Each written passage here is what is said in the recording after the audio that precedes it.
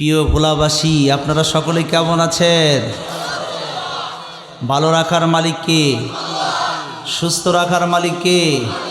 হায়াত এবং মাউতের মালিক কে? বিশ্বনবী জনাবে মুহাম্মদুর রাসূলুল্লাহ সাল্লাল্লাহু আলাইহি ওয়াসাল্লাম মিরাজ করানোর পরে আল্লাহ ডাক দিয়ে বললেন, হাবিবুল্লাহ, আপনি একটু কি করেন, জান্নাতটা পরিদর্শন করে আসেন। আল্লাহর নবী যখন জান্নাত দেখার জন্য গেলেন, যাই জান্নাতের গেটের সামনে যায় ব্রেক করলেন। কি করলেন? আমার সাথে কথা বলা লাগবে। কি করলেন? ব্রেক করলেন। নবী আমার তাকায় দেখে বিশাল বড় একটা সাইনবোর্ড, আর ওই সাইনবোর্ডের মধ্যে লেখা রয়েছে, ফাদখুলি ফি ইবাদি ওয়াদখুলি জান্নাতি। আচ্ছা বলুন, পাইকারি আরে সকলেই কি জান্নাতে যাবে? আমার ভাষা কি বুঝতে কষ্ট হচ্ছে আপনাদের? পাইকারি হারে সকলেই কি জান্নাতে যাবে? এক শ্রেণীর মানুষ যাবে জান্নাতে, একই সাথে আপনারা উঠা বসা করতেছেন, লালমোহন যাচ্ছেন, ভোলার জমিনে যাচ্ছেন, ঢাকাতে যাচ্ছেন, কত মার্কেটে যাচ্ছেন, চায়ের দোকানে বসে চা খাচ্ছেন, কিন্তু এক শ্রেণীর মানুষ যাবে জান্নাতে, আর এক শ্রেণীর মানুষ যাবে জাহান্নামে। একই সাথে উঠা বসা করতেছেন, কথা কোন ঠিক না ঠিক? সকলেই কিন্তু পাইকারি হারে জান্নাতে যেতে পারবে। জান্নাত তো আল্লাহর কাছে আপনারা চান, পাবেন আপনারা, ইনশাআল্লাহ দিবে আল্লাহ পাক, কিন্তু কাজ করতে হবে। এবার বলুন, জান্নাতটা বানাইছে কে? জান্নাত বানাইতে সহযোগিতা করছে কে? জান্নাত বানাইছে আল্লাহ, আবার সহযোগিতা করছে আল্লাহ। আল্লাহর কাছে কি সহযোগিতার দরকার আছে? কথা হয় না, দরকার আছে? আল্লাহর কাছের কোনো সহযোগিতার কোনো প্রয়োজন নাই, কিন্তু ফেরেশতাদেরকে দায়িত্ব দিয়েছে। বাংলাদেশে একটা গান আছে, তোমার দুই কাঁধে দুই মহরি, লিখিতেছেন ডায়েরি, দলিল দেখে রায় দিবেন, টাকা পয়সার নাই কারবার। কিরামান কাতিবিনা ইয়ালামুনা মা তাফআলুন।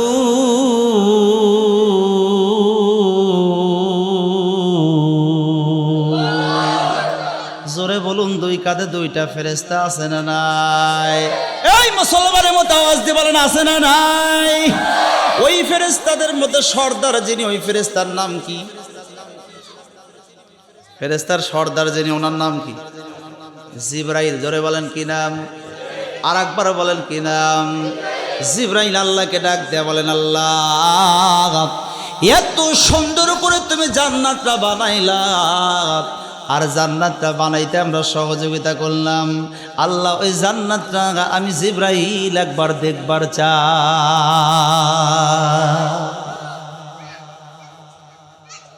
আল্লাহ রাব্বুল আলামিন সঙ্গে সঙ্গে ডাক দেয়া বললেন, জিবরাইল, তোমার দরখাস্ত মঞ্জুর। তোমার দরখাস্ত কি? মঞ্জুর। জিবরাইল চমকে উঠে ডাক দেয়া বললেন, আয় আল্লাহ তাআলা, কিছুই বুঝলাম না, তোমার কাছে জান্নাত চাইতে দেরি হয়েছে, কিন্তু দিতে তুমি দেরি করলা না, দেখতে যাইতে তুমি দেরি করলা না। কারণ চাওয়ার সাথে সাথেই যে জিনিস পাওয়া যায়, ওই জিনিসের মধ্যে তো আমার মর্তবা। ভোলাবাসী কন মর্তবা। আপনার সন্তান, কলেজার টুকরা সন্তান, চেয়েছে 500 টাকা, আপনার সন্তানকে বড় আদর করেন, আপনি দিয়ে দিলেন 1000 টাকা। ওই সন্তান কি নষ্ট হতে দেরি হবে? কতক্ষণ দেরি হবে? চাওয়ার সাথে সাথেই দেওয়া যাবে।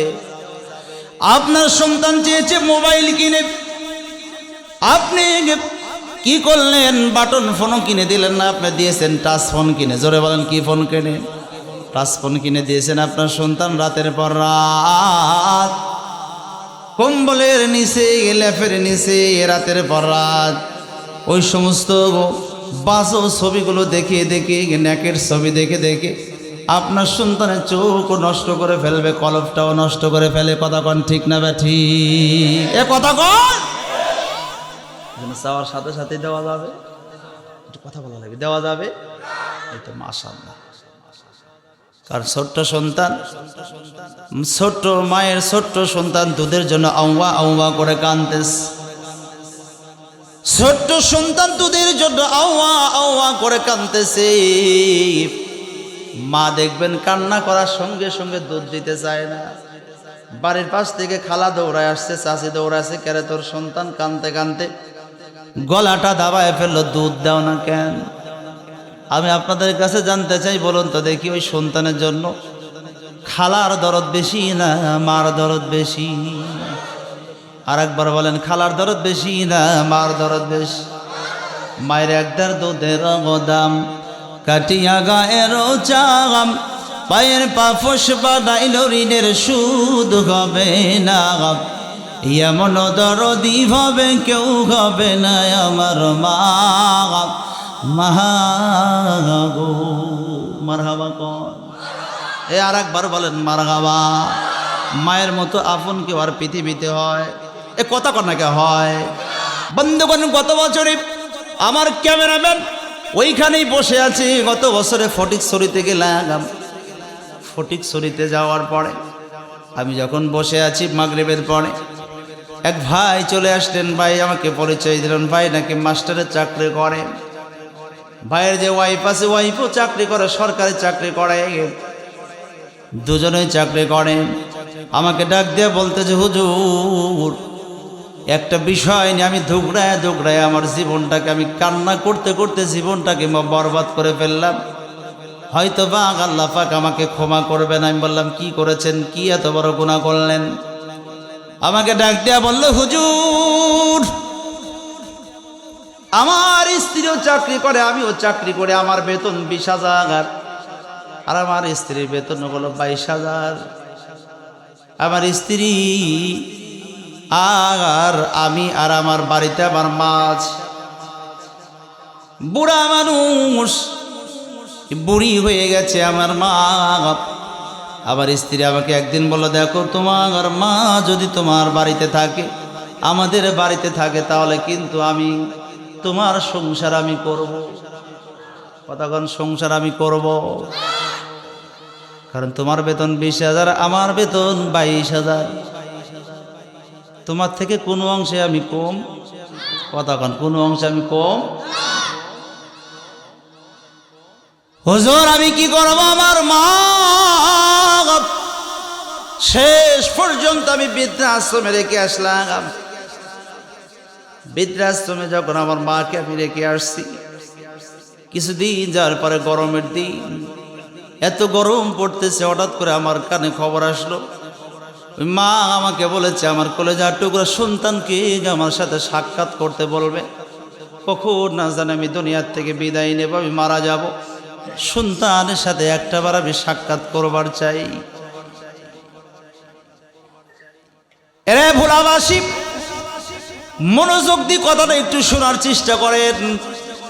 আমি ডাক দিয়ে বললাম, এরপরে কি বলো? আমি এরপরে গেলাম আমার মার কাছে। মার সাথে সাক্ষাৎ করতে যখন মার রুমের মধ্যে গেলাম, আমাকে ডাক দিয়ে বলো, বাবা তোর কাছে আমি একটা ওসিয়াত করে যাই।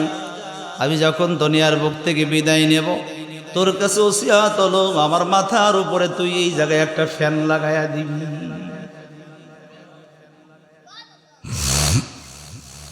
আরে বাবা, আমি মারা যাওয়ার পরে তুই এই জায়গায় একটা ফ্যান লাগাইয়া দিবি। সন্তান ডাক দিয়া বলতেছে, মা আমি যদি দুনিয়ার মধ্যে না থাকি, আমি যদি দুনিয়ার মধ্যে না থাকি, তাহলে এখানে ফ্যান লাগাইয়া লাভ হবে কি? তুমি যদি না থাকো তাহলে এখানে ফ্যান লাগানোর কোনো দরকার আছে? কথা কন্যাকে দরকার আছে? আমার তুমি যদি দুনিয়ার মধ্যে না থাকো তাহলে এখানে ফ্যান লাগায় লাভ হবে কি? এখন ফ্যান লাগাই দেই। কয় না রে বাবা, তোকে আমি যে ওসিয়াত করলাম, তুই আমি যখন থাকবো না তুই এখানে একটা ফ্যান লাগাইয়া দিবি। আমি বললাম, মা আমি না থাকলে এখানে ফ্যান লাগায় লাভ হবে কি? তুমি না থাকলে এখানে ফ্যান লাগায় লাভ হবে কি? ডাক দিয়া বলতেছে, রে বাবা, বাবা আমি মা তোকে জীবনে কোনোদিন কষ্ট পাইতে দেই নাই। ছোট্টবেলায় তোকে যখন আমি ডান পাশে নিয়ে ঘুমায়া দিয়েছি, পোশাক করে দিয়েছিস, আমি বিরক্ত বোধ হই নাই। আমি বিরক্ত বোধ হয় নাই। আমার মাঝে মধ্যেই তুই আমাকে পোশাক করে দিয়েছিস, ডান পাশে পোশাক করে দিয়েছিস, আমি বিরক্ত বোধ হয়ে করি নাই। আমি মা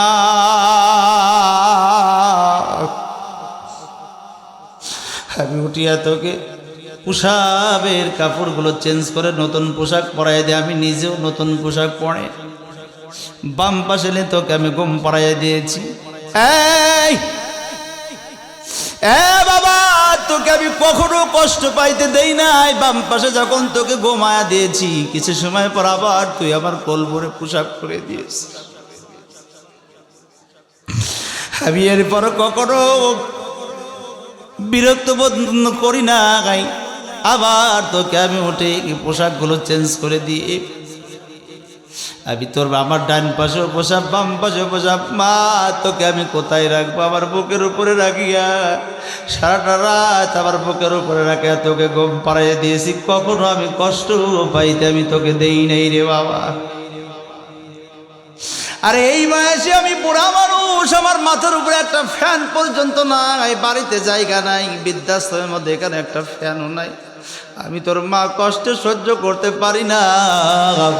এ বাবা আমার মনটা ডাক দেয়া বলে, তোরও তো আল্লাহ একটা সন্তান দিয়েছি, আমি মারা যাওয়ার বেশি দিন লাগবে না, অল্প কিছুদিন পর আমার মনটা ডাক দেয়া কয় তোর সন্তান তোকেই বৃদ্ধাশ্রমের মধ্যে রাখবে। আর এই জায়গায় যদি ফ্যান না থাকে আমি মা কষ্ট পাবো, কারণ তোকে কোনোদিন কষ্ট পাইতে দেই নাই। রাতের পর রাত বিদ্যুৎ থাকে নাই, হাত দিয়ে পাখার বাতাস দিয়ে দিয়ে ঘুম পাড়ায় দিয়েছি। আর আমি যখন মা তোর কবরে চলে যাব,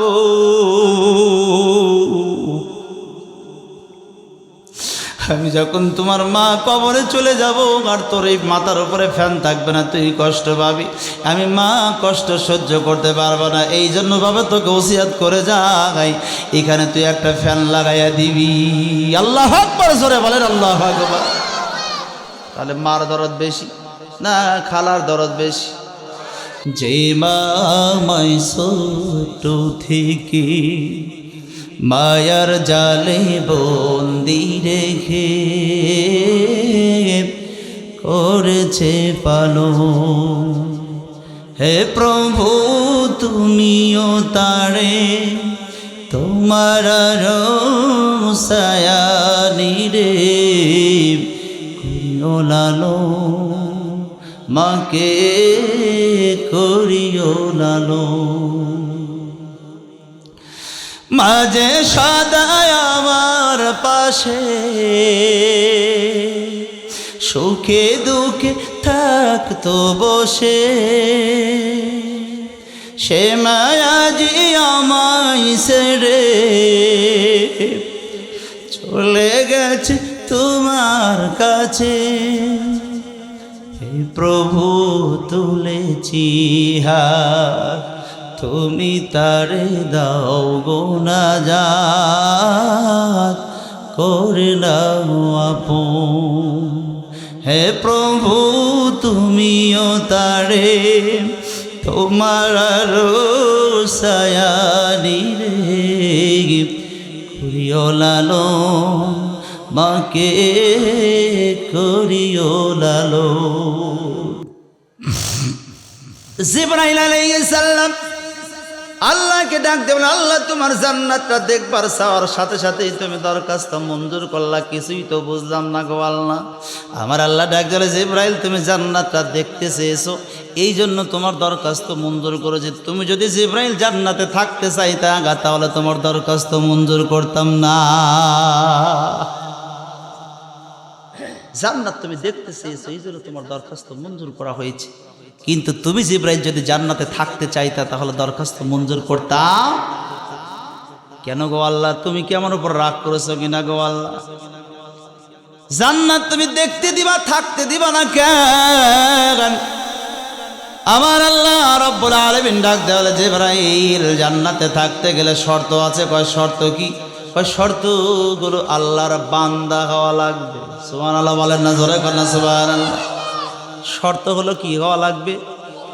আল্লাহর বান্দা হওয়া লাগবে। জিবরাইল ডাক দেবে, আল্লাহ তাহলে তোমার বান্দাই হবার চাই।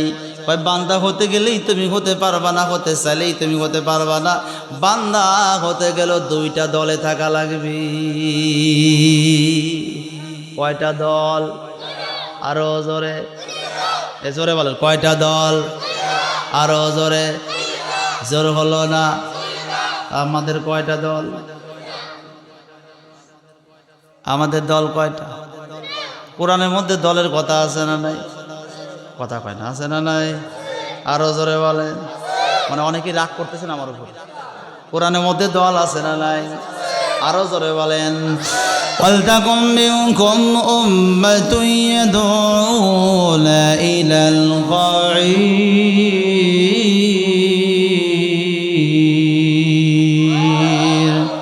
ওয়া ইয়া'মুরুনা বিল মা'রুফি ওয়া ইয়ানহাউনা আনিল মুনকার ওয়া উলাইকা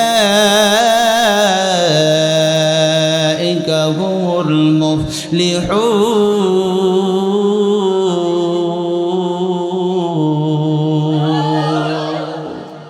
আল্লাহ বললেন, হে নবী আপনি উম্মতদেরকে বলে দেন, উম্মতদের মধ্যে একটা দল থাকতে হবে, সেই দলটা কি করবে? সৎ কাজের আদেশ করবে এবং অন্যায় কাজের বাধা প্রদান করবে। জোরে বলেন আল্লাহু আকবার।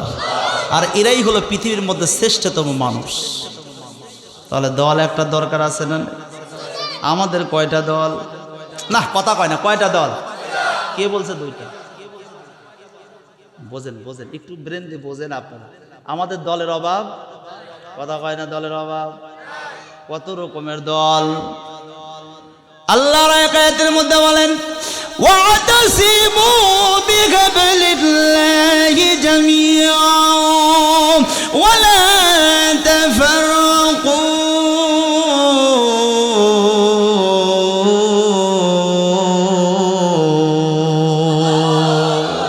তোমরা ছিন্ন ভিন্ন হয় না, বিচ্ছিন্ন হয় না, বরং তোমরা এক দল হয়ে আমার রজ্জুটাকে তোমরা কি করো? শক্ত করে ধরো। কি ধরো? ধরেন আমাদের মুরব্বী অথবা সভাপতি সাহেব, আপনি সভাপতি সাহেব পড়ে গেছে কুয়ার ভিতরে। কুয়া, কুয়া আছে না? কুয়া, এই আপনাদের ভোলাতে কি কুয়া ছিল নাকি কোনোদিন? দেখছেন আপনার? ছোটবেলা আমরা কুয়া দেখছি। কুয়া, কুয়ার মধ্যে যদি পড়ে যায়, ধরেন মুরব্বী যে কেউ একজন পড়ে গেছে, আপনারা তোলার জন্য কি নামাই দিবেন? কথা কয় না। কি রশিটা? কি নরম রশি না শক্ত রশি? আর একটু জোরে বলেন। আপনি এমন একটা রশি দিয়েছেন, উঠতে উঠতে আর 2 হাত 3 হাত বাকি আছে, নরম রশির কারণে আবার ধপাস খেয়ে পড়ে গেল। বলুন সভাপতির কি মাজা কি ভাঙবে না? কষ্ট কি আরো বেশি হবে না? ও বন্ধুগণ, এই জন্য আল্লাহ বললেন তোমরা কি করবা? আমার রজ্জুটাকে, আমার কোরআনটাকে তোমরা শক্ত করে ধরবা। এ মুসলমান, তোমরা কি করবা? আমার কোরআনের দল করবা, আল্লাহর দল করবা, কোরআনের দলের সাথে থাকবা। আমরা কি কোরআনের দলের সাথে আছি? কথা কয় না। এবার কোরআনের দলের সাথে কি আছি? থাকতে রাজি আছেন? কোরআনের পথে, কোরআনের সাথে আমাদের থাকার দরকার আছে না? যে যাই বলুক না কেন, যে যেই দলের কথা বলুক না কেন, যে দলে যাওয়ার কথা বলুক না কেন, আমরা করবো এক দল, সেটা হলো কোরআনের দল। কথা কন ঠিক না ঠিক? এ কথা কন, রাজি আছেন তো ইনশাআল্লাহ? কথা কন, রাজি আছেন? আর আমাদের তো আজকে বিশেষ করে হুজুরদেরকে দেখলেই কয় ধর ধর। কথা কন ঠিক না ঠিক? কথা কন। আমি বিশেষ করে গিয়েছিলাম বগুড়া জেলায় নন্দীগ্রাম। এই নন্দীগ্রাম যখন যাওয়ার পরে মাহফিলে ঢুকলাম, মানে মাহফিলে গেলাম, যাওয়ার পরে যে বাসার মধ্যে এখন ভিতরে দেখি এত সুন্দর আপনার ডেকোরেশন করা, কিন্তু মোবাইলের দিকে তাকায় দেখি কোনো নেটওয়ার্ক। এই সাইডে এত বাচ্চারা ইয়া করছে কেন দেখেন তো, খেয়াল করেন তো। যায় দেখি রুমের মধ্যে কোনো কি নাই, নেটওয়ার্ক। ভাই কষ্ট হচ্ছে আপনাদের? নেটওয়ার্ক নাই। আলোচনা দেখেন, একটু পরে মজা লাগবে ইনশাল্লাহ। নেটওয়ার্ক নাই। আমি চিন্তা করলাম কোন জায়গার মধ্যে, ঘরের মধ্যে এত সুন্দর ডেকোরেশন, মোবাইল নেটওয়ার্ক নাই। এরকম আরো আছে, রাজশাহী নেওয়াটা যাবেন এরকম, কিন্তু নেটওয়ার্ক থাকে না। এরকম ভাবে একটা হুজুর মাটির ঘরের মধ্যে থাকে, নেটওয়ার্ক পায় না। কিন্তু হুজুর যখন কথা বলে, ওই মাটির ঘরে জানালা আছে, জানালা দিয়ে হাতটা এরকম বের করে দিয়ে লাউড দিয়ে কথা বলে। এত কষ্ট করে কথা বলে একজন মুসল্লি দেখছে, এত হুজুর এত কষ্ট করে কথা বলে, চিন্তা করেছে এবার ডাক দেয়া বলতেছে, হুজুর আপনি এত কষ্ট করে কথা বলেন, মাত্র 300 টাকা খরচ করবেন। কয়শো টাকা? 300 টাকা খরচ করে একটা ইঞ্জিনিয়ার কিনবেন, উপরে লাগায় দেবেন, আর নেটওয়ার্কের আর কোনো সমস্যা, কতক্ষণ সমস্যা হবে না।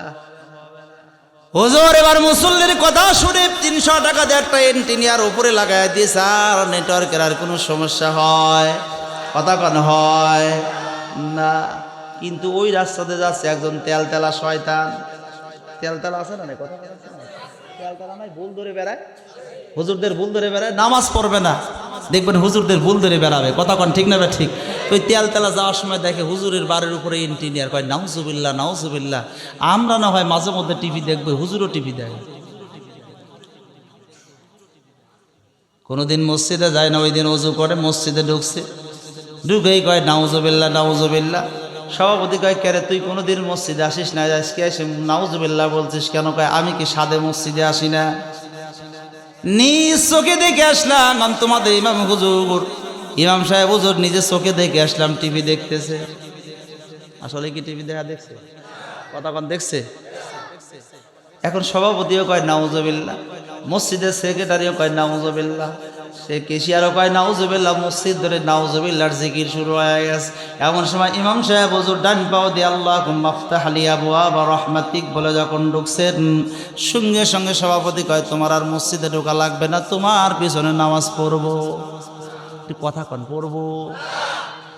সভাপতিকে ডাক দেওয়া, মানে কি ব্যাপার? ফজরের নামাজ আমি জামাতে পড়ে গেলাম, আজ জোহরের সময় ঢুকতে দিবেন না কেন? কারণটা কি? আমার দোষটা কি? কয় দোষ হলো তুমি নাকি টিভি দেখো, আমরা না হয় মাঝে মধ্যে টিভি দেখবো, কিন্তু তুমি তাই টিভি দেখবা, তুমি আমাদের ইমাম। ইমাম সাহেব হুজুর ডাক দেয়া বলতেছে, আল্লাহর শপথ করে বলতেছি, টিভিতে অনেক দেখা অনেক দূরের কথা, আমার ঘরে জীবনও কোনোদিন আমি টিভি ঢুকাই না। ওই তেলতেলা শয়তান ডাক দেয়া বলতেছে, হুজুর অবিশ্বাস করতে পারেন, নিজ চোখে দেখে আসলাম ইঞ্জিনিয়ার। কিনিয়ার, কথা কন, কিনিয়ার। হুজুর এবার ডাক দিয়া বলতেছে, এ ভাই আমার ঘরের মধ্যে নেটওয়ার্ক পায় না, যার কারণে আমি 300 টাকা দিয়ে একটা ইঞ্জিনিয়ার কিনে দিয়ে লাগাই দিয়েছি। আমার ওই যে মুসল্লি সুমন ভাই আমাকে বুদ্ধ দিয়েছে, যার কারণে 300 টাকা দিয়ে নেটওয়ার্কের জন্য আমি কি করেছি, ইঞ্জিনিয়ার লাগাই দিয়েছি, আর আমার নেটওয়ার্কের আর কোনো সমস্যা, কথা কোন সমস্যা। এখন ওই তেলতেলা করছে, মনে করেছিলাম ভাই, কি কয়, এই মনে করার উপরে অনেকেই দোষারোপ করে, অনেক আলেম ওলামাকে নির্যাতন করেছে, ফাঁসির কাস্টে ঝুলাই দিয়েছে, কথা কোন ঠিক না ঠিক? আরো জোরে বলেন। শুধু মনে করার উপরে।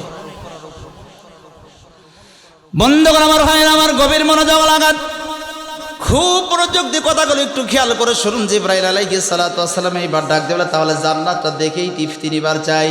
এই যে জান্নাতে গেলেন, জান্নাতে যাওয়ার পরে কতদিন পর্যন্ত গেলেন, এরপরে জান্নাতের কতটুকু সীমানা পাইলেন, বলুন আমাদের জানার দরকার আছে না নাই? এইবার আসুন, আমি যে কোরআনের আয়াতে কারিমা তেলাওয়াত করেছি, সূরা আহজাবের, সূরা আহজাবের আপনার যে আয়াতটা তেলাওয়াত করেছি, 67 নম্বর আয়াত, সূরা আহজাবের 67 নম্বর আয়াত আমি আপনাদের সামনে তেলাওয়াত করেছি। আয়াতটা হলো, ইয়া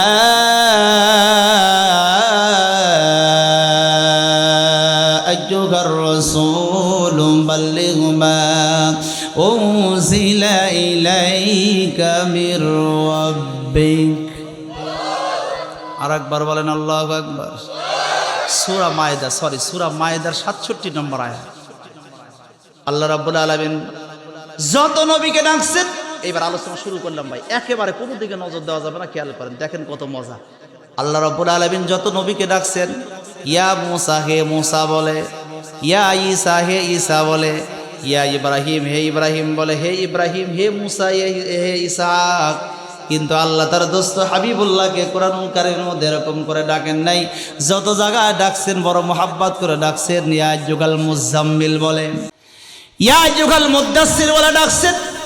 কিন্তু আল্লাহ এই আয়াতের মধ্যে বললেন, ইয়া আইয়ুহার রাসূল, হে আমার প্রাণপ্রিয় রাসূল, বাল্লিগ মা উনজিলা ইলাইকা মির রাব্বিক, আপনার রবের পক্ষ থেকে যা নাজিল করা হয়েছে আপনি কি করেন? তাবলীগ করেন, প্রচার করেন। সুবহানাল্লাহ বললেন না? জোরে কথা সুবহানাল্লাহ। আল্লাহ নবী গভীর রজনীতে আবু বকর সিদ্দিক রাদিয়াল্লাহু তাআলা নূর ঘরের দরজার সামনে যাইয়া আস্তে করে ডাকছেন আবু বকর। সঙ্গে সঙ্গে আবু বকর ঘরের দরজা খুলে দিয়ে দেখে আখির জামানার পয়গম্বর বিশ্বনবী ঘরের দরজার সামনে। ইয়া রাসূলুল্লাহ, ইয়া হাবিবাল্লাহ, আপনি কেন আমার ঘরের দরজায়?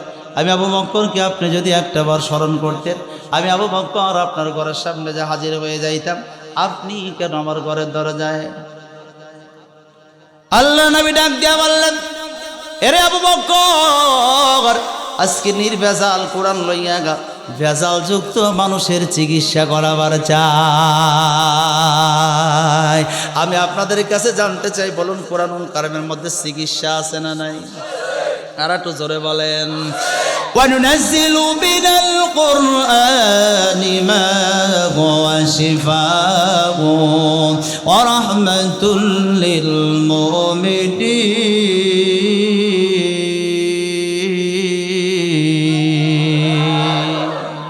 মুমিনদের জন্য কোরআনটা হলো শিফা।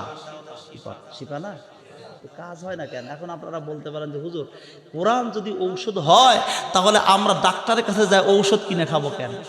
কি কষ্ট হচ্ছে আপনাদের ভাই? আমি কিন্তু আপনারা লিখছেন তাফসির, আমি একটু পরে বোঝাবো আপনাদেরকে। তাফসির আপনারা করতেছি তো, এই জন্য আপনারা ভালো বুঝতেছেন না বোধ হয়। কষ্ট হচ্ছে আপনাদের ভাই? খেয়াল করেন, খুব মনোযোগ দেন, একটু পরে আপনাদের ভালো লাগবে ইনশাল্লাহ। তাহলে এই যে আপনারা বলতে পারেন যে কোরআন যদি ঔষধ হয় তাহলে ডাক্তারের কাছে যা ঔষধ কিনে খাবো কেন? কারণটা কি? কারণ এবার খেয়াল করেন, এই যে দেখেন মাঝে মধ্যে আমাদের ঠান্ডা লাগে না? ঠান্ডা তো ঠান্ডা লাগলে কিন্তু ওই যে আমাদের ডাক্তারের কাছে গেলে সিরাপের বোতল দেয়। সিরাপের বোতল দেয় কি দেয় না? তো সিরাপের বোতলের বুকটা খুলে বোতলের মধ্যে যদি আপনার ওই ডাক্তার সাহেব বিষ ঢুকায় দেয় আর ওইটা আপনি ঔষধ মনে করে খাইলে, বলুন কাজ কি হবে? কথা কয় না, কাজ কি হবে? মারা যাবে। এই তো চাচা বুঝে ফেলছে, মারা যাবে। কথা কয় ঠিক না? ঠিক অনুরূপভাবে যে এটা হলো আপনাদের মুখ আর এইটা হলো আপনার বোতল। কেমনে করে ঔষধে কাজ হবে, কোরআনেও কাজ হবে, কেমনে করে খেয়াল করেন বলুন তো দেখি। আমাদের এই বোতলের মধ্যে হিংসার গুণ আছে না নাই? কথা কয়, হিংসার গুণ আছে না নাই? সুদ আছে না নাই? ঘুষ আছে না নাই? দুনিয়ার অবৈধ টাকা পয়সা বলুন এই বোতলের মধ্যে আছে না নাই? দুনিয়ার সব অপকর্ম সব এই বোতলের মধ্যে ঢুকাইয়া সূরা ফাতিহা পরে আপনি ফু দিবেন, কুরসিন কালেও কাজ হবে না। কথা কন ঠিক না বে ঠিক? আগে আপনার বোতলটাকে পরিষ্কার করা লাগবে। কথা কন ঠিক না বে ঠিক? বন্ধু করে আমার ভাইরা আমার, আল্লাহ নবী আবু বকরকে ডাক দিল, আবু বকর নির্ভেজাল কোরআন নয় ভেজাল যুক্ত বংশের চিকিৎসা করাবার চাই। চলেন যাই। গভীর রজনীতে আল্লাহ নবী আবু বকরকে লইয়া আবু জেহেলের ঘরের দরজার সামনে যা ডাক দিলেন, ও চাচা, ও চাচা বলে যখন ডাক দিয়েছে, আবু জেহেল ডাক দেওয়া, কে ডাকে এত জোরে জোরে? কে ডাকে? ডাক দেওয়া বলে, চাচা আমি আর কেউ নয়, তোমার বেস্তি মুহাম্মদ সাল্লাল্লাহু, জোরে বলেন সাল্লাল্লাহু। তুই আবার এত রাত্রে ডাকছিস কেন? ডাকার কারণ কি জানতে চাই? ওই এত জোরে এই জন্য ডাকছি, ও চাচা আজকে গভীর রজনীতে তোমাকে একটা বড় একটা পুরস্কার দিবার চাই। সুবহানাল্লাহ বললেন না? আরো জোরে বলেন, বড় একটা পুরস্কার দিবার চাই। আবু জেহেল সঙ্গে সঙ্গে তার বউকে ডাক দিল, তাড়াতাড়ি করে ঘরের দরজা খুলে দাও। আবু জেহেলের স্ত্রী ডাক দেওয়া মানে, স্বামী আমার, ওই মোহাম্মদ না তোমার শত্রু, তুমি কেন ঘরের দরজাটা খুলে দিতে বলো? কিছুই তো বুঝলাম না। ভাই দেখো, মোহাম্মদ আমার শত্রু হতে পারে, কিন্তু আব্দুল্লাহ বেটা মোহাম্মদ আমার বাস্তি জীবনও কোনোদিন মিথ্যা কথা বলে না। এই পাশের মানুষ আল্লাহু আকবার কয় না কে? জোরে বলেন। আমার বাস্তি জীবনে কোনোদিন মিথ্যা কথা বলে না। সে বলেছে বড় পুরস্কার দিবে, তাড়াতাড়ি করে ঘরের দরজা খুলে দাও। আবু জেহেলের স্ত্রী যখন ঘরের দরজা খুলে দিয়েছে, আল্লাহর নবী ডাক দেয়া বলেন, ও চাচা পুরস্কারটা নেওয়ার জন্য তুমি বাইরে আসবা না, আমি ভিতরে যাব। আবু জেহেল একটা লাভ দিয়ে এরকম করে হাতটা পেতে দিছে, দাও কি পুরস্কার দেবে? আমার হাতের মধ্যে দাও।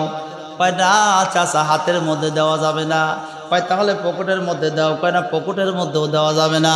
কয় তাহলে ব্যাগের মধ্যে দাও, কয় না ব্যাগের মধ্যেও দেওয়া যাবে না। কয় তাহলে আমার ঘরের মধ্যে রেখে আসো, কয় না ঘরের মধ্যেও রাখা যাবে না। আবু জেহেল এবার দাঁড়ানোর থেকে বসে গেলেন, মাথা নিচের দিকে দিয়েছে, রাস্তে করে মাথাটা তুলে আল্লাহর নবীর কান বরাবর নিয়ে ডাক দিয়ে বলে, বাইস্তি মুহাম্মদ, পুরস্কারটা আমার হাতের মধ্যেও দিবা না, ব্যাগের মধ্যেও দিবা না, পকেটের মধ্যেও দিবা না, আমার ঘরের মধ্যেও রাখবা না। তাহলে কি তুমি গভীর রজনীতে তুমি আমাকে কোরআন শোনাবা নাকি?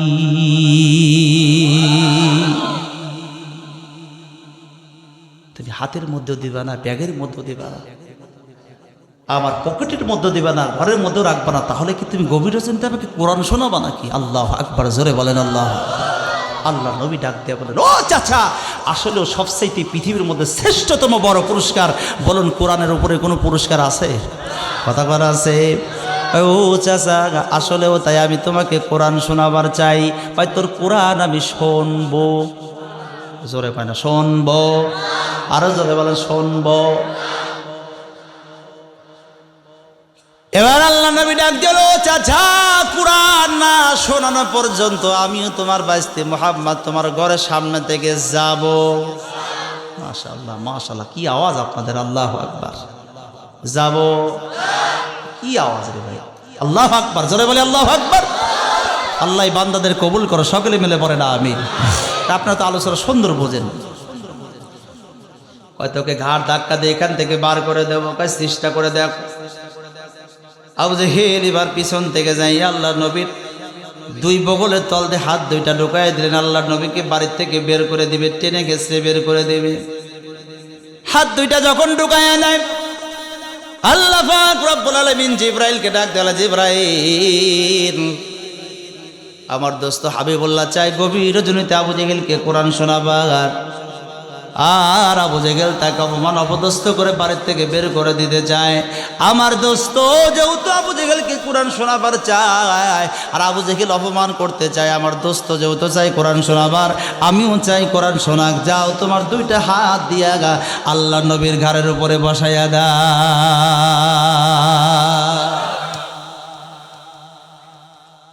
জিবরাইল আলাইহিস সালাতু ওয়াস সালাম এসে আল্লাহ নবীর ঘাড়ের উপরে যখন হাত দুইটা এরকম করে আস্তে করে বসাইয়া দিয়েছে, আবু জেহেল এত জোরে একটা জ্যাংটা টান দিয়েছে, 1 ইঞ্চি পরিমাণ জায়গা লড়াইতে পারে। কতক্ষণ লড়াইতে পারে? দ্বিতীয়বার যখন টান দিয়েছে লড়াইতে পারে না, তৃতীয়বার যখন আর একটা টান দিয়েছে লড়াইতে পারে না। আবু জেহেল একেবারে কি হয়ে গেছে, ঘেমে গেছে। ঘেমে যাইয়া এবার ওই দাঁড়ানোর থেকে বসে গেলেন। আস্তে করে ডাক দেয়া বললেন, বাইস্তি মুহাম্মদ, এত জোরে জোরে তোমাকে জ্যাংটা টান দিলাম, সমস্ত শরীরের শক্তি প্রয়োগ করে তোমাকে 1 ইঞ্চি পরিমাণ জায়গা লড়াইতে পারলাম না। বোঝা হয়ে গেছে তোমার আল্লাহর খেলা শুরু হয়ে গেছে।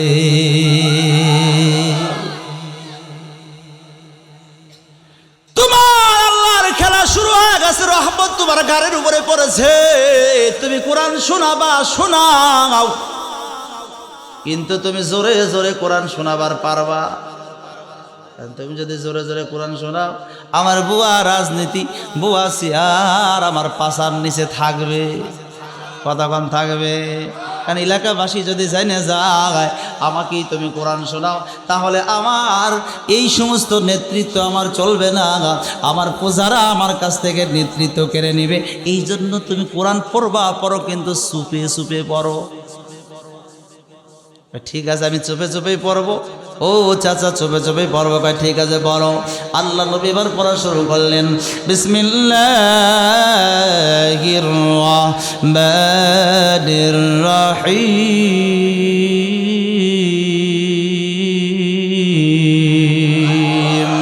আলম তারা কাইফা ফাআলা রাব্বুকা বিআসহাবিল ফিল। ألم يجعل كيدهم في تضليل وأرسل عليهم طيرا أبابيل।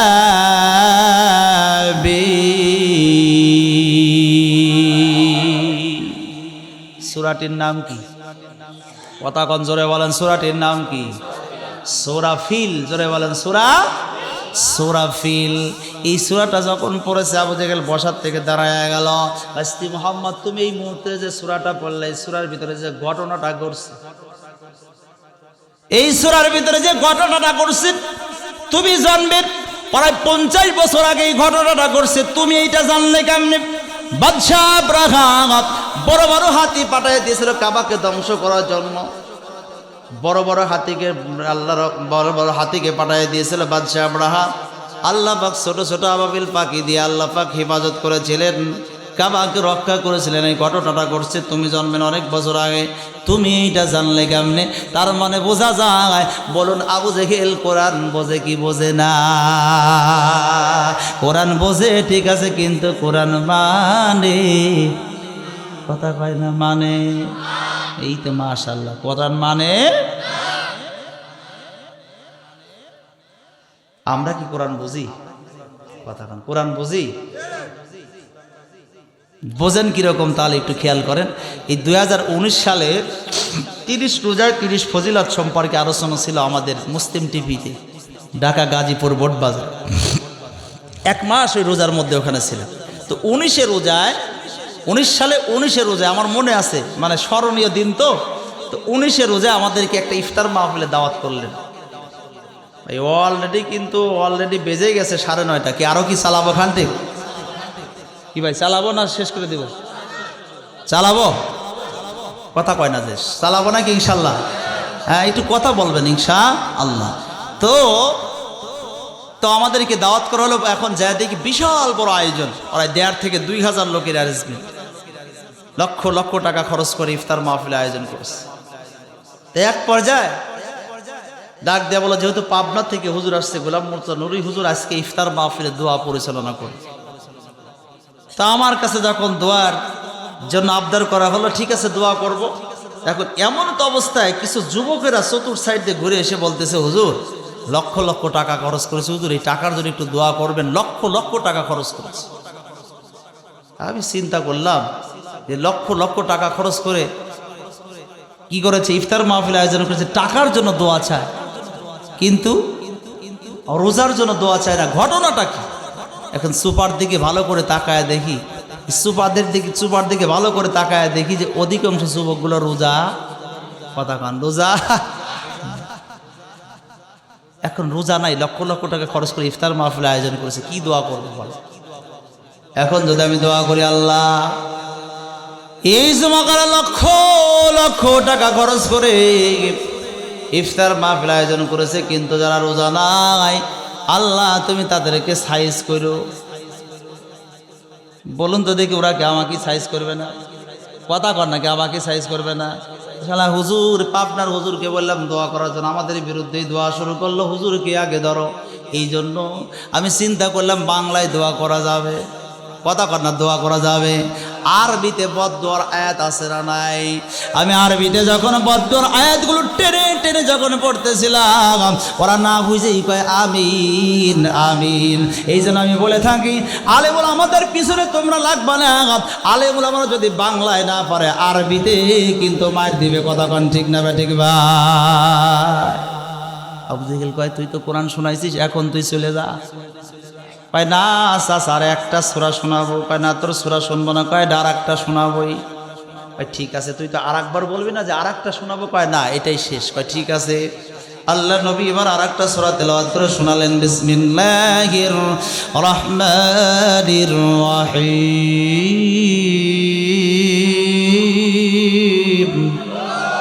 না, আওয়াজ কমে গেছে, আর একবার বলেন। تبت يدا أبي لهب وتب ما أغنى عنه ماله وما كسب سيصلى نارا ذات لهب وامرأته حمالة الحطب في جيدها حبل من مسد। এই সূরাটা পড়াও সারা। আবু জেহেল মারছে একটা দৌড়, এক দৌড়ে আবুল আহাবের ঘরের দরজার সামনে যাইয়া গেটের সামনে যায় আবুল আহাব আবুল আহাব আবুল আহাব বলে যখন চিল্লায় ডাকা শুরু করলো, আবুল আহাব গেটটা খুলে দিয়ে দেখে আবু জেহেল ক্যারে এত জোরে তুই চিল্লা ডাকতেছিস কেন, ডাকার কারণ কি? বা আমি কি সাথে ডাকতেছি? আমাদের বাইস্তি মুহাম্মদ বলেছে তোমার নাকি 2 হাত ধ্বংস হবে, তুমিও নাকি ধ্বংস হবে। মা গুনা আনুহু মালুহু, তোমার যে সম্পদ আছে সম্পদগুলো নাকি ধ্বংস হবে। তোমার যে বউ আছে ওয়ামরাতুহু, তোমার যে বউ আছে বউটাও নাকি ধ্বংস হবে। এই কথা যখন বলেছে আবুল আহাব মাথা নিচের দিকে দিয়ে চোখের পানি ফেলায় কান্না শুরু করেছে। আবু জেহেল বলে কি ব্যাপার এত বড় নিতা হইয়া এই সামান্য কথা শুনে কাঁদতেছো কেন? আরো কাঁদে, জোরে জোরে কান্দে। আবুল আহাব কি ব্যাপার এত জোরে কাঁদতেছো কেন? আবুল আহাব এবার ডাক দেয়া বলতেছে, রে আবু জেহেল, ওই ভাইস্তি মুহাম্মদ যেহেতু বলেছে আমার 2 হাত ধ্বংস হবে, আমি ধ্বংস হবে, আমার বউ ধ্বংস হবে, মাল সম্পদ ধ্বংস হবে, আমার বিশ্বাস হয় 1 মাসের ভিতরে আমি ধ্বংস হয়ে যাব। কারণ ওই আব্দুল্লাহ বেটা মুহাম্মদ কোনো দিন মিথ্যা কথা বলে না। আবু জেহেল বলেছে মিথ্যা কথা বলে না, আবুল আহাব বলেছে মিথ্যা কথা বলে না। একটাই মাত্র কারণ, আবু জেহেল আবুল আহাব যদি নবীকে মানত তাহলে তার ক্ষমতার চেয়ার তার পাশার তলে থাকতো না। কথা কোন ঠিক না বেটি? জানতো তো সত্য নবী কিন্তু মানত। বন্ধুগণ আমার ভাইরা, কই তুমি এই চিন্তা করতেছে 1 মাস তোমার টাইম, 1 মাসের মধ্যে তোমাকে হত্যা করবে, আমাকে মাত্র 1 দিন টাইম দাও। কয়দিন? কথা কোন কয়দিন? আরো জোরে বলুন কয়দিন? কি কষ্ট হচ্ছে আপনাদের? 1 দিন টাইম দাও। 1 দিনের ভিতরে এমন একজন বীর পালোয়ান আছে, যেই বীর পালোয়ানের কাছে গেলে আব্দুল্লাহ বেটা মুহাম্মাদের কাল্লাটা আলাদা করে দিবে। আবুল আহাব ডাক দেয়া বলতেছে, এরে আবু জেহেল, এরকম যদি বীর পালোয়ান থাকে, ওই আব্দুল্লাহ বেটা মুহাম্মাদের কাল্লাটা আমার কাছে যদি উপহার দিতে পারে, তাহলে কথা দিলাম আমার নিজ অর্থায়ন থেকে আমি 100 লাল উট উপহার দেব। জোরে জোরে বলা যায় এটা নাউজুবিল্লাহ। যদি কালে হত্যা করতে পারে, কাল্লাটা আলাদা করতে পারে, আমি আমার নিজ অর্থায়ন থেকে আমি 100 লাল উট উপহার দেব। লাল উট মানে বোঝেন আপনারা? ওই সময় সবচাইতে দামি উট। যেমন আমি যে গাড়ি নিয়ে আসছি, গাড়িও গাড়ি, আবার ওই যে পেজারও গাড়িও গাড়ি। কথা কোন ঠিক না? ঠিক। হ্যাঁ, ওই সময় কি ওই উট, সেই মানে লাল উট, অনেক দামি উট। কথা বোঝেন না আপনারা? লাল উট উপহার দেওয়া হবে। ঠিক আছে চলো যাই। এবার আবু জেহেল আবুল আহাব গভীর রজনীতে চলে গেল রুকাইনা নামক এক বীর পালোয়ানের কাছে। এই রুকাইনার বাড়িতে যাই আবু জেহেল রুকাইনা রুকাইনা বলে চিল্লায় যখন ডাকা শুরু করলো, রুকাইনা ঘরের দরজা খুলে দেখে 2 জন, সবসাইতে 2 জন লিডার, বড় লিডার। আর কে রে তোমরা 2 জন এত বড় লিডার ভাই আমার ঘরের দরজার সামনে কেন গভীর রজনীতে? ভাই এই জন্য তোমার ঘরের দরজার সামনে আসছি, ওই আব্দুল্লাহ বেটা মুহাম্মাদের কাল্লাটা আলাদা করে দেওয়া লাগবে। যদি পারো তাহলে কথা দিলাম তোমাকে 100 লাল উট উপহার দেব। রুকাইনা ডাক দিয়া বলে, তোমরা আমাকে বোকা পাইছো, কারণ তোরা 2 জন সব চাইতে বড় বাটপার, কথা কাজে তোদের কোনো মিল। কথা কোন মিল? তোরা সকালে বলিস একটা, বিকালে করিস আর একটা, বিকালে বলিস একটা, রাত্রে করিস আর একটা, কথা কাজে কোনো মিল নাই। তোরা বলতেছি 100 লাল উট উপহার দেবো, তোদের কথা কাজে কোনো মিল নাই, বিশ্বাস হয় না।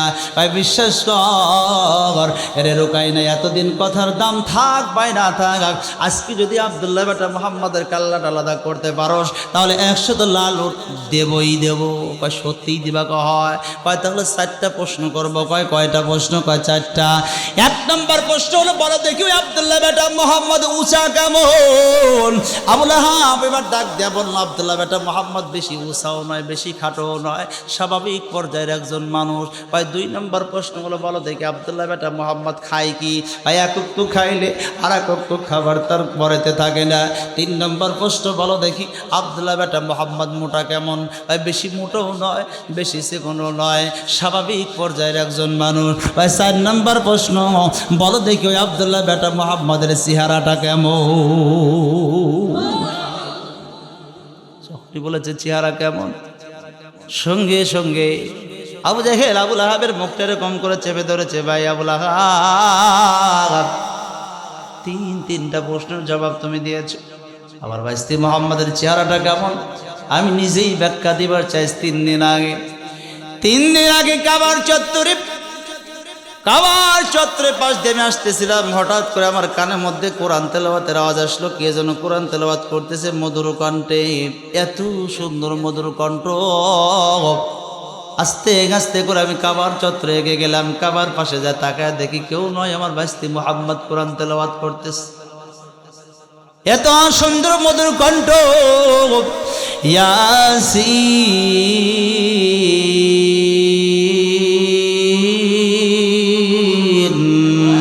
ওয়াল কুরআনিল হাকীম ইন্নাকা লামিনাল মুরসালিন।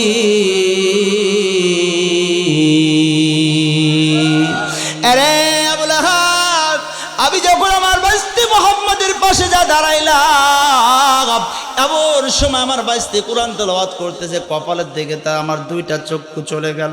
আমার বাইস্তি মোহাম্মদের কপালের দিকে আমি তাকায়া দেখলাম, আবার দেখি আকাশের মধ্যে চাঁদ চন্দ্র দেখা যায়। আমি চন্দ্রের দিকে তাকাইলাম, আবার আমার বাইস্তি মোহাম্মদের কপালের দিকে তাকালাম, আবার আমি চন্দ্রের দিকে তাকালাম, আবার আমার বাইস্তি মোহাম্মদের কপালের দিকে তাকালাম। শপথ করে বলতে পারি, ওই চন্দ্রের ভিতরে তাকায় দেখি, তারা চন্দ্রের ভিতরে তাকায় দেখি কালো কালো কালো কালো রেশ পর্যন্ত দেখা যায়, কালো দাগ দেখা যায়। কিন্তু আমার বাইস্তি মোহাম্মদের কপালের মধ্যে বিন্দু পরিমাণ কোনো কালো কোনো রেশ দেখা যায় না। এত সুন্দর তার চেহারা, এত সুন্দর তার চেহারা। 4টা বর্ণনা যখন দেওয়া হয়ে গেল, এবার রুকাইনা ডাক দিল, তাহলে তোমরা 2জন গেস্ট রুমের মধ্যে শুয়ে পড়ো। এবার গেস্ট রুমের মধ্যে যখন শুয়ে দেওয়া হলো, রুকাইনা তার বউ কিনে, ভাই আমি আপনাদের বিরক্ত করবো না, খেয়াল করেন, অল্প সময়ের মধ্যে শেষ হয়ে যাবে। রুকাইনা তার বউ কিনে পাশের রুমের মধ্যে যখন ঘুমায়া গেল, ঘুমায়া যাওয়ার পরে রুকাইনার স্ত্রী ঘুম থেকে উঠলেন। উঠে রুকাইনার পায়ের তালুর মধ্যে এরকম করে বিলকি মারতেছে, পায়ের তালুর মধ্যে বিলকি মারতেছে, তার মানে ঘুম থেকে জাগ্রত করতেছে। ঘুম থেকে যখন জাগ্রত করা হলো, রুকাইনার ঘুম থেকে যখন জাগ্রত করা হয়েছে, ডাক দিলে, বিবি কিছু সময় আগেই ঘুমাইলাম, তুমি কেন আমার ঘুম থেকে জাগ্রত করলা? কয়, স্বামী গো, শত শত মানুষকে তুমি কাল্লা আলাদা করে দিয়েছ, হাত আলাদা করে দিয়েছ, পা আলাদা করে দিয়েছ, কোনো দিন আমি তোমাকে বাধা দেই না গাই। তবে আজকে তোমাকে অনুরোধ করি, ওই আব্দুল্লাহর বেটা মোহাম্মদকে তুমি হত্যা করতে যাইও না। কেন রে বিবি, কি হয়েছে রে বিবি, কেন হত্যা করতে যাব না? কারণ কি জানতে চাই? এই জন্য তোমাকে বলি তুমি হত্যা করতে যাইও না। কারণ হলো, ওই আবুল আহাব বলেছে আব্দুল্লাহ বেটা মোহাম্মদ বেশি উঁচাও নয়, বেশি খাটোও নয়, কিন্তু আমি স্বপ্নের মধ্যে কিছু সময় আগেই দেখলাম, স্বপ্নের ভিতরে কিছু সময় আগেই দেখলাম আব্দুল্লাহ বেটা মোহাম্মদের পা 2টা আছে জমিনে, আর মাথাটা আছে আরশে আজিমে।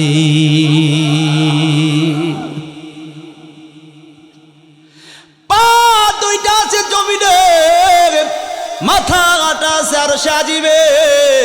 ভালো করে আমি খেয়াল করে দেখি, তুমি আমার বীর পালোয়ান স্বামী। ভালো করে আমি তাকায় দেখি, ওই আব্দুল্লাহ বেটা মুহাম্মাদের পায়ের কাছ দিয়ে একটা ঢায়ের মতো কি যেন বিড়বিড় করতেছে। হঠাৎ করে আমি ভালো করে খেয়াল করে তাকায় দেখি, ওই ঢাই আর কেউ নয়, ওই ঢাইটাই হলো তুমি স্বামী রুকাইনা। আব্দুল্লাহ বেটা মুহাম্মদ এমন রাহমাতাল লিল আলামিন, এমন রাহমাতাল লিল আলামিন। শুধুমাত্র ওই আব্দুল্লাহ বেটা মুহাম্মদ সাল্লাল্লাহু আলাইহি ওয়াসাল্লামের একটা পা তোমার মাথার উপরে দিয়ে দিবে, তুমি একেবারে চকলেটের মতো হয়ে যাবা, চ্যাপ্টা হয়ে যাবা।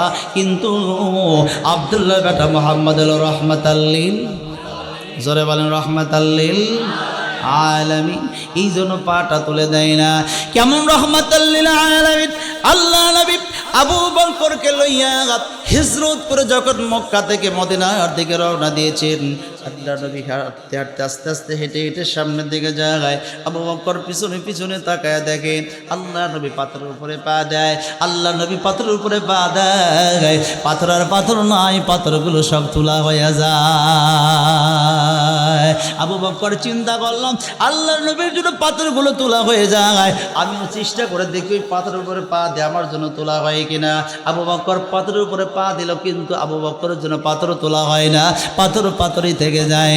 এরকম করে কয়েক কদম যাওয়ার পরে আল্লাহ নবীকে ডাক দেয়া বললাম, ইয়া রাসূলুল্লাহ, হাবিবাল্লাহ,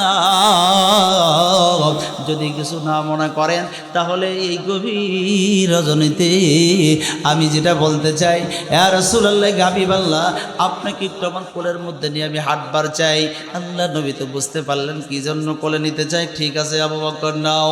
আল্লাহ নবীকে কোলের মধ্যে লইয়া 2 কদম 3 কদম সামনে যাইয়া যেই পাথরের উপরে আল্লাহ নবী পা দিয়েছিলেন পাথর তোলা হয়ে গেছে, ঠিক ওই পাথরের উপরে যখন পা দেয়, পাথর আর পাথর নাই, পাথরগুলো সব তোলা হয়ে যায়। কয়েক কদম যাওয়ার পরে আল্লাহ নবী ডাক দেওয়া বললেন, আবু বকর, তোমার কি পরীক্ষা করা হয়েছে? কয়, হ্যাঁ ইয়া রাসূলুল্লাহ হয়েছে। আপনি বলেন রাহমাতাল লিল আলামিন, আপনার জন্য পাথর তোলা হয়ে যায়। কয়েক কদম সামনে যাইয়া বড় একটা পাথর দেখলেন।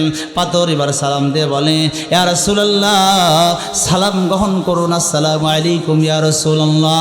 এমন সময় আল্লাহ নবী ডাক দিলেন, পাথর, কোথা থেকে তুমি জবান পাইলা? তুমি কেমনে করে আমাকে সালাম দাও? পাথর ডাক দেয়া বলে, ইয়া রাসূলুল্লাহ, ইয়া হাবিবাল্লাহ, আপনি শুধুমাত্র মানুষের নবী নন, আপনি শুধুমাত্র জিনের নবী নন, আপনি শুধুমাত্র গাছগাছালির নবী নন, পাখপাখালির নবী নন, আমি পাথরের নবী। আল্লাহ নবী আত্মগোপন করলেন 3 দিন পর। এবার যখন গাড়ি সুরের থেকে যখন রওনা দিয়েছে, পথের মধ্যে যাইতে আল্লাহ নবীর পেটের মধ্যে বড় ক্ষুধা, এত ক্ষুধা বন্ধুগণ, ওই জায়গায় কিন্তু আমি রেখে আসছি আবু লাহাব কিন্তু ঘুমাইতেছে। তারপরে কি ঘটনা ঘটে বলুন তো দেখি, আমাদের জানার দরকার আছে না নাই? কথা করা আছে না নাই? আমি যে সূরা মায়েদার 67 নম্বর আয়াতের প্রথম অংশটুকু বলতেছি, দ্বিতীয় অংশের তাফসীর কিন্তু শুরু করি নাই। খুব মনোযোগ দিয়ে কথাগুলো খেয়াল করেন। এবার আল্লাহ নবী আবু বকরকে নিয়ে হাঁটতে হাঁটতে, আল্লাহ নবীর পেটের মধ্যে বড় ক্ষুধা। আল্লাহ নবী আবু বকরকে ডাক দিয়ে বলে, আবু বকর, হ্যাঁ বাবা আবু বকর, পেটের মধ্যে এত ক্ষুধার জ্বালা যন্ত্রণা সহ্য করতে পারি না। আবু বকর, দেখো আশেপাশে কোনো বাড়িঘর দেখা যায় কিনা, যদি একটু বাড়িঘর দেখো, একটু দেখো খাবারের কোনো ব্যবস্থা হয় কিনা, দেখো একটু তাকায়া। আবু বকর তাকায় দেখে কোনো বাড়িঘর নাই। আল্লাহ নবীকে ডাক দিয়া বলে, ইয়া রাসূলুল্লাহ, ইয়া হাবিবাল্লাহ, মরুভূমির মধ্যে কোনো বাড়ি নাই। আল্লাহর নবী কয়েক কদম সামনে যা ডান দিকে যখন তাকালেন, দেখে একটা বাড়ি দেখা যায়। আবু বকর, তুমি বললা বাড়ি নাই, দেখো সামনে ডান পাশে একটা বাড়ি দেখা যায়। তাকায় দেখে আসলে একটা বাড়ি দেখা যায়। বাড়ি যখন দেখছে, আবু বকরকে বলল, আবু বকর, যাও ওই বাড়িতে যায় সালাম দিয়ে বলো, যদি খাবারের একটু ব্যবস্থা থাকে, একটু যেন খাবারের ব্যবস্থা আমাদের জন্য করে দেয়। এবার আবু বকর ঘরের সামনে যা সালাম দিলেন, আসসালামু আলাইকুম ইয়া আহলাল বাইত, আসসালামু আলাইকুম ইয়া আহলাল বাইত। ঘরের ভিতর থেকে সালামের জবাব আসে, কিন্তু ঘর খোলে। কথাগণ ঘর খোলে। বন্ধুগণ, ঘরের ভিতর থেকে একটা মহিলা মানুষ সালামের জবাব দেয়, কিন্তু ঘর খোলে না। ও বন্ধু, আমরা যারা এখানে আসি, যারা বিয়ে করেছি, তারা একটু হাত তোলেন। বিয়ে করেছেন, একটু হাত তুলতে কি আপনাদের কষ্ট হয়? কিরে বা চাচা, ওই যে অনেকেই তোলেন। ও চাচা, বিয়ে করেন নাই? হ্যাঁ হ্যাঁ, এই যে হাত তুলেছে, আলহামদুলিল্লাহ। অনেক চাচারা বিয়ে করে নাই। হ্যাঁ, বিয়ে সবাই করেছে কিন্তু বোঝে নাই। একটু হাত, হ্যাঁ হাত উঁচা করেন যারা বিয়ে করেছেন। এইবার নাবান। এইবার বলুন তো দেখি, যারা বিয়ে করেছেন বউদেরকে সালাম দেন, মানে স্ত্রীদেরকে সালাম দেন, কে কে একটু হাত তোলেন? না দিয়ে আবার মিথ্যা কথা বলেন। আলহামদুলিল্লাহ, এ তো সব আল্লাহর ওলি বসে রয়েছে রে ভাই। অনেকেই তো মানে আমাদের ভাবিদেরকে, চাষিদেরকে সালাম দেয়। আলহামদুলিল্লাহ, জোরে করে আলহামদুলিল্লাহ। তো বিবিদেরকে সালাম দিলে কি লস আছে নাকি? গুনাহ হয়? কথা কোন গুনাহ হয়? আল্লাহর জীবনী, আল্লাহর নবীর জীবনী পড়ে দেখেন। আম্মা আয়েশা সিদ্দিকা রাদিয়াল্লাহু তাআলা আনহা বলেন, আমার নবীকে সালাম দেওয়ার জন্য বহু চেষ্টা করি, কিন্তু আমার নবীকে সালাম দিতে পারি না। আমার নবী আগে আমাদেরকে সালাম দিয়ে দেয়। আম্মা জান একদিন আয়েশা বলেন, মনে মনে চিন্তা করলাম, ফিকির করলাম, আজকে আবার নবীকে সালাম দেবই দেব। কে ভাই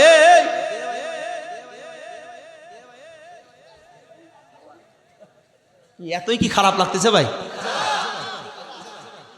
এই উঠতেছে মানে পোশাক লাগছে, তো পোশাক লাগতে পারে, তাহলে অনুমতি নিয়ে যাবেন। এখানে দুই পাশে দুই মুহাতামিম হুজুর বসে আছেন, তো একটু অনুমতি নিয়ে 1 নম্বর 2 নম্বর দেখাই আছেন। এটা একটা তো কোরআনের ক্লাস, কথা কন না কেন? কথা কয় না, এটা মাদ্রাসার মাহফিল। মাদ্রাসার বাচ্চাদেরা দেখেন, এখন যখন পোশাক চাপে 1 দেখায়, দেখায় কি দেখায় না?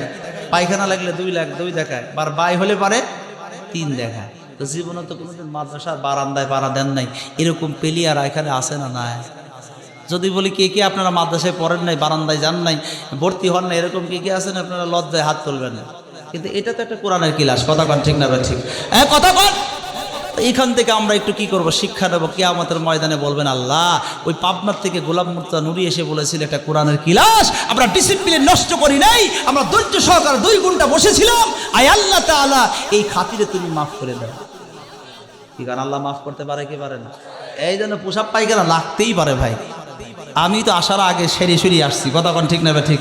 এখন আমি যদি এখান থেকে কই যে একটু পোশাক করে আসি, আপনারা কি ছাড় দিবেন? কথা কন না, ছাড় দিবেন? হুজুর আপনার পোশাক হয়ে যায় যাক, তারপরে ওয়াজ ছাড়েন না, কথা কন ঠিক না? ঠিক। হ্যাঁ, তাহলে আমি যদি একটু সাইরে সরিয়ে আসি, আপনাদেরও একটু সাইরে সরিয়ে আসার দরকার, ঠিক আছে না ভাই? ইনশাল্লাহ। তবে আপনাদের আজ চেহারা দেখে আমার জীবনে ধন্য, এরকম যে আপনারা ওয়াজ শোনেন। গতকালকে আমি নড়াইলে যখন আলোচনা করি, এরকমই মানুষ ইনশাল্লাহ, কিন্তু একটি মানুষ ওঠে নেই। আমাকে বলে আরও করেন। 2 ঘন্টা আলোচনা করবার পরে কি আর আলোচনা করা যায় বলেন? তো প্রতিদিন তো কথা বলতে, এটা তো আর মেশিন না। এটা কি মেশিন? এটাও তো আল্লাহ পাকের দান। তো প্রতিদিন যদি এরকম মানে বক্তব্য দেওয়া শুরু করি, তাহলে তো পারবো না ভাই, কষ্ট হবে। কি কষ্ট হচ্ছে আপনাদের ভাই? যারা বলে কষ্ট হয়। তো এই জন্য স্ত্রীদেরকে সালাম দেওয়ার দরকার আছে না নাই? কথা কথা আছে না নাই? তো ওই যে এক হুজুর এসে ওয়াজ করেছে যে, ও মা বোনেরা, স্বামীদের খেদমত করবে, প্রয়োজনে মাঝে মধ্যে 6 মাস অথবা 1 বছর পরে পরে হলো তোমাদের মাথার চুল দিয়ে স্বামীদের পায়ের তালু একটু মুছে দিবা, তাহলে আল্লাহ মহাব্বত বাড়ায় দিবে, স্বামী স্ত্রীর মধ্যে মহাব্বত ভালোবাসা বৃদ্ধি করে দিবে। এই নসিহাত, এই ওয়াজ যখন করে গেছে, তো চিন্তা করেছে যে হুজুর যখন এই ওয়াজ করলো, আজকে একটু খেদমত শুরু করি। তো বাড়িতে যাই স্বামীর পাটা, এবার চুলটা বের করে স্বামীর পাটা এরকম করে মুছে দিছে। মুছে দিয়ে যখন শুইতে গেছে, এখন দেখে পায়খানা গন্ধ। কিসের গন্ধ? কথা পায় না, কিসের গন্ধ? তো পায়খানা গন্ধ। এইটা যখন দেখছে, দেখার পরে চিন্তা করে কি ব্যাপার, হুজুর বললো যে স্বামীদের পায়ের তালুটা মুছে দেওয়া লাগবে। তো মুছে দেওয়ার পর পায়খানা গন্ধ লাগে কেন? এবার সুইচটা দিয়েছে, লাইটটা দিয়ে ডাক দেওয়া, স্বামী আমার, হুজুর বললো তোমার পাটা মুছে দেওয়া লাগবে চুল দিয়ে, তো মুছার পরে এখন পায়খানা গন্ধ লাগে কেন? কয় দেখো ওই যে 4 মাথার মোড়। কয় মাথার মোড়? আরো জোরে। তো 4 মাথার মোড়ে আমরা 4 জন তাস খেলতেছিলাম। তাস কি? কথা কয় কি? তাস খেলতেছিলাম। এমন সময় পুলিশের গাড়ি ভ করে ডাকায় দিয়েছে। কে কোন দিক দিয়ে দৌড় দিয়েছি, আমাদের ওই যে সিম গাছের জাংলা আছে না, সিম গাছের জাংলার তল দিয়ে আসতেছিলাম। কি যেন মনে হয় ঝাইরে রাখছে রে বিবি, আমি পা লাগছে, ভালো করে ধুইও নাই, পুলিশের ভয়ে শুয়ে পড়েছে। আর তুই আজকেই এই কাজটা করেছিস, তুই এই পায়ের পাতাটা আর কোনোদিন পাইলি না, আজকেই তুই পায়ের পাতাটা মুছলি, এই জন্য মনে হয় তোর চুল দিয়ে গন্ধ লাগে। আবার কয়েকদিন পরে হুজুরটা এলাকায় আসছে, এবার সিরিকোটের মধ্যে লিখে দিয়েছে, হুজুর আপনারা তো খালি আসলেই কোন স্বামীর খেদমত করা লাগবে, তো স্বামীর খেদমত তো করবো ঠিক আছে, কিন্তু সামনে তো আমার স্বামীরা বসে থাকে, আপাতত বলবেন ওরা যখন ঘুমাইতে যায়, এই স্বামীগুলো যখন ঘুমাইতে যায়, পাটা যেন ভালো করে ধুয়ে শোয়। তো জীবনটা ভর আমরা খালি ওয়াজ করে গেলাম, মা বোনদের বললাম খেদমত করতে হবে, স্বামীর খেদমত করতে হবে। স্বামীরাও তো আসলে বেসাই যে স্বামী, কথা কন ঠিক না? ঠিক কথা কন। আমরা যদি ঠিক হই, আমরা যদি নামাজি হই, আমরা যদি আল্লাহওয়ালা হই, আমরা যদি কোরআন পল্টিওয়ালা হই, আমাদের স্ত্রীরাও নামাজিওয়ালা হবে। কথা বল ঠিক না? ঠিক। আরো জোরে বলেন, আমাদের দোষ আছে না নাই? বন্ধুগণ আমার, হয় আমার আবু বকর ঘরের সামনে যাইয়া সালাম দিয়ে দিলেন, সালামের জবাব দেয়। ওই মহিলা যে সালামের জবাব দিয়েছে, ওই মহিলার নাম হলো উম্মে মাবাদ। মহিলার নাম কি? উম্মে মাবাদ। উম্মে মাবাদ। আর ওই মহিলার স্বামীর নাম হলো আবু মাবাদ। উম্মে মাবাদ কে বা ডাক দিল, উম্মে মাবাদ, আমরা দুইজন পথিক, পেটের মধ্যে বড় ক্ষুধা। আরে উম্মে মাবাদ, ঘরের মধ্যে যদি তেমন কিছু খাবারের ব্যবস্থা থাকে, একটু খাবারের ব্যবস্থা করে দাও। উম্মে মাবাদ ডাক দেয়া বলে, আরে পথিক, আবার ঘরের মধ্যে তেমন কোনো খাবারের কোনো কিছুই ব্যবস্থা নাই, একটা দানা পর্যন্ত নাই, কি খাবার দেব? নাই নাই, খাবারের কোনো ব্যবস্থা নাই। এবার ডাক দেয়া বললেন, ইয়া রাসূলুল্লাহ, উম্মে মাবাদের ঘরের মধ্যে নাকি কোনো খাবারের ব্যবস্থা নাই। এবার ডাক দেয়া বলল, এ আবু বকর, উম্মে মাবাদকে বলো একটু যদি বিশ্রামের জন্য ঘরের মধ্যে জায়গা করে দেয়, একটু বিশ্রাম নিয়ে আবার সামনের দিকে রওনা দেব। বন্ধুরে আমার, উম্মে মাবাদকে যখন বলল ঘরের মধ্যে কি একটু থাকার কি ব্যবস্থা করে দেওয়া যাবে, বন্ধুরে আমার, ভাই আমার, উম্মে মাবাদ এবার ডাক দিয়া বলল, দেখো আমার ঘর একটা, আমাদের বাড়িতে ঘর একটা, আমার স্বামীও নাই, মাঠের মধ্যে ছাগল চড়াইতে গেছে, আমাকে আমার স্বামী আমাকে পর্দার মধ্যে রাখে, আমি পর্দার খিলাপ করতে পারবো না, একটা ঘর ছাড়া দ্বিতীয় ঘর নাই, তোমাদেরকে বিশ্রামের জন্য ব্যবস্থাও করে দিতে আমি পারলাম না। এবার আল্লাহ নবী আবু বকর দুজন যখন চলে যাচ্ছেন, হঠাৎ করে আল্লাহ নবী ডান দিকে তাকায় দেখে একটা ছাগল দেখা যায়। ছাগলটা দেখে ডাক দিয়া বলল, এরে আবু বকর, উম্মে মাবাদের ঘরের ডান পাশে দেখে একটা ছাগল বাঁধা রয়েছে, উম্মে মাবাদকে বলো, উম্মে মাবাদ যদি অনুমতি দেয় তাহলে ছাগল থেকে একটু দুধ দহন করবার চাই। জোরে জোরে বলা যায়, ডাকবার সুবহানাল্লাহ। ছাগল থেকে দুধ দহন করবার চাই, দেখো একটু অনুমতি দেয় কিনা। উম্মে মাবাদকে এবার ডাক দেয়া বলো, উম্মে মাবাদ, ডান পাশে একটা ছাগল বাঁধা রয়েছে, অনুমতি যদি দাও তাহলে ছাগল থেকে দুধ দহন করবার চাই, ছাগল থেকে দুধ দহন করে আমরা খাবার চাই।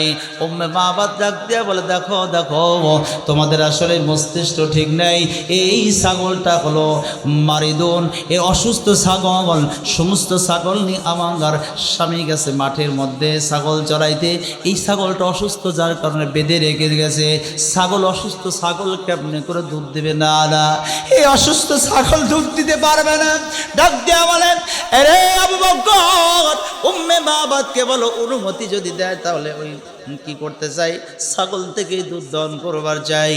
এবার যখন আবারও বলেছে, তিনবার যখন বললেন, উম্মে মাবাদ রাগ করে বলে, ঠিক আছে, তোমরা অসুস্থ ছাগল থেকে দুধ দহন করো, যদি করতে পারো করো, আমার কোনো আপত্তি নাই। আল্লাহ নবী এবার যখন দুধ দহন করার জন্য ছাগলের কাছে যাবে, কাছে গিয়েছে, এমন সময় ডাক দেওয়া, আবু বকর, দুধ যে দহন করবো পাতিল কোথায়? দুধ দহন করতে পাতিল লাগে না? কথা বল, পাতিল লাগে না? দুধ দহন করবো পাতিল কোথায়? এ আবু বকর, দেখো একটা পাতিলের ব্যবস্থা হয় কিনা দেখো। উম্মে মাবাদকে বলো, উম্মে মাবাদকে এবার যখন বলা হলে, উম্মে মাবাদ দুধ দহন করবে, পাতিল কোথায়? উম্মে মাবাদ ছোট্ট একটা পাতিল দিয়েছে, এই পাতিলটা নিয়ে যাও। আবু বকর পাতিলটা নিয়ে আল্লাহ নবীর কাছে যখন দিলেন, আল্লাহ নবী ডাক দিয়া বলে, রে আবু বকর, ছোট্ট পাতিল, এই পাতিলের মধ্যে যদি আমরা দুধ দহন করি, আমরা দুজনে খেলেই তো পড়ায় যাবে, বাড়িতে মেহমানদের জন্য কি দিয়ে যাব বলো, একটু বড় পাতিল নিয়ে আসো। আরো জোরে কন, আরো জোরে বলেন, এত ছোট পাতিল কেন, বড় একটা পাতিল নিয়ে আস। আবু বকর উম্মে মাবাদকে ডাক দিয়া বলে, উম্মে মাবাদ, এত ছোট পাতিল কেন, একটু বড় পাতিলের ব্যবস্থা করে দাও। ওম্মে মাবাদ রাগ পরিবার বড় একটা পাতিল দিদিল না, অসুস্থ ছাগল কেমনে দুধ দেবে, আবার ছোট পাতিল নিবে না বড় পাতিল নিবে? এই দুই পতি কি পাগলা হয়েছে কিনা, মনে মনে বলে, আর বড় পাতিলটা দিয়ে দিল। এবার আবু বকর আল্লাহর নবীর সামনে যায়, যখন পাতিলটা দিয়ে দিল, আল্লাহ নবী ছাগলের নিচে পাতিলটা রাখবে। বলুন তো দেখি, মাথা নিচের দিকে দিতে হবে কি হবে না? কথা কন দিতে হবে কি হবে না? মাথা নিচের দিকে দিয়ে পাতিলটা যখন দিবে, মাথা নিচের দিকে করেছে, ছাগলের জবান খুলে গেছে। ছাগল এবার আল্লাহর নবীর কান বরাবর মুখ টালিয়ে এবার সালাম দিয়ে দেয়, আসসালামু আলাইকুম ইয়া রাসূলুল্লাহ, আসসালামু আলাইকুম ইয়া হাবিবাল্লাহ, আসসালামু আলাইকুম ইয়া রাহমাতাল লিল আলামিন। আল্লাহর নবী ডাক দিয়ে বলে, ছাগল,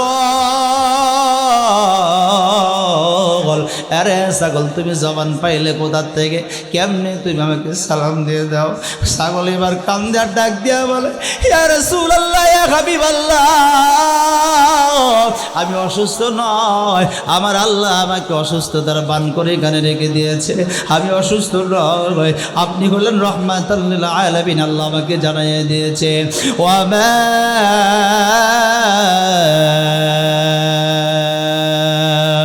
أرسلناك إلا رحمة للعالمين।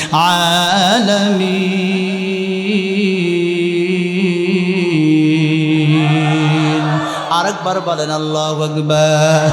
ইয়া রাসূলুল্লাহ ইয়া হাবিবাল্লাহ, আপনি বলেন রাহমাতাল লিল আলামিন, আপনি বলেন রাহমাতাল লিল আলামিন। আপনার টেনশন নাই, আপনি শুধুমাত্র পাতিলটা রাখিয়া আপনার মোবারক মুখ দিয়া শুধুমাত্র বিসমিল্লাহির রহমানির রহিম বলে আমার বোটের মধ্যে হাতটা লাগাইয়া দেন। হাত দিতে দেরি হবে, আমার মালিক আল্লাহ তাআলা পাতিল ভরতে দুধ দিতে দেরি করবে না।